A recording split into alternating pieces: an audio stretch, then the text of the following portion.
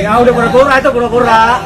Dia lebih kejam dia. Lebih kejam. Momen perampok minimarket di Jatimulya, Bekasi tertangkap warga, lukai pegawai berujung minta ampun.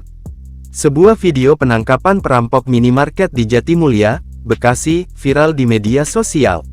Melansir tribunjabar.com, perampok tersebut melukai pegawai minimarket namun aksi perampokannya itu berhasil digagalkan.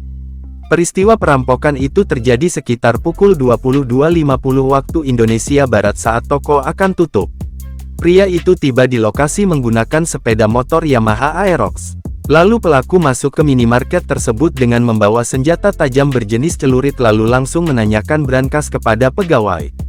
Saat diminta menunjukkan brankas dan kuncinya, pegawai minimarket tersebut menolaknya. Pegawai minimarket tersebut mencoba merebut celurit yang dipegang pelaku hingga akhirnya mengalami luka di tangannya.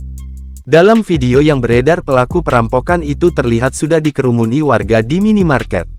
Ia tertunduk sembari direkam warga yang geram dan resah atas perbuatannya. Kemudian salah seorang warga mencopot masker yang dipakai perampok tersebut. Pelaku diminta menunjukkan wajahnya dan menunduk. Saat ia menunduk, pelaku tersebut tampak ketakutan dan meminta ampun.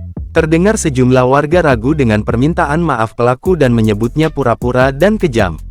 Namun, tak berselang lama akhirnya pelaku dipukul oleh massa hingga merengek kesakitan.